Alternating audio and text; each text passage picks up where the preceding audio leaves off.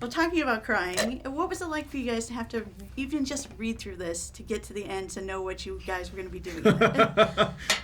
Amanda gave me a look because at the table read right before we started filming, I think everybody was there. Yeah, and you were crying pretty good, and we were continuing through. Yeah, halfway through you were crying really. And I don't have any more lines or scenes after page like 60 something. Yeah.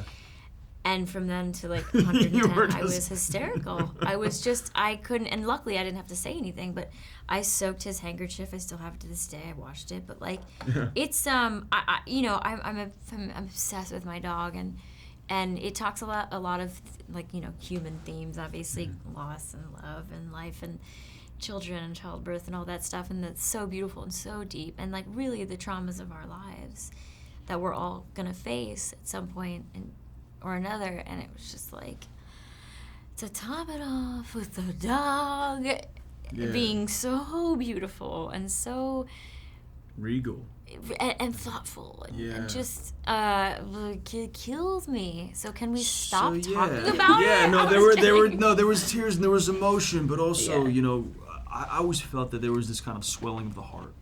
Oh, your heart is just full at the end because of the experience and knowing. And the turnaround at the end. Yeah, the turnaround at the end I think really is something that makes any of the tears so very worth it. Yeah.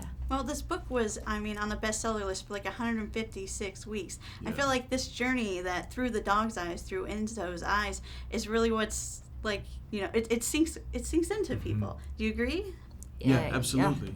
Well, I think it's a unique point of view, because we don't know what our animals, our pets are thinking or saying about us, to us. It would be amazing if we could, but or not at times. But you're like, you went to a real specific memory. But it's also one of those things, that Enzo's point of view, his desire to imprint his soul with everything he's learning from this family, from this wife, from this husband, from this family unit, so he can be a better human being when he becomes a human in his next life. And he's so determined, and he knows it's going to happen.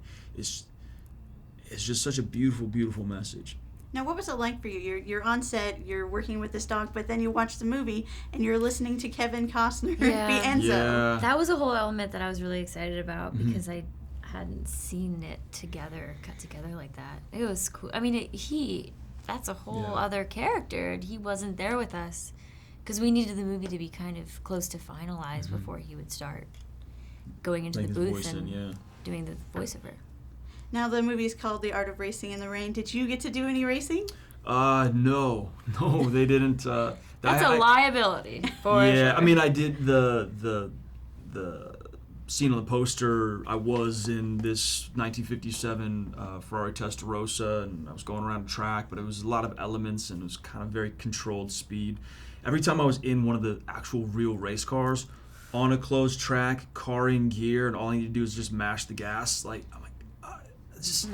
your feet up here. It's not worth it. It's not worth it. No, but I wanted to so bad. But he's a very convincing race car driver, though.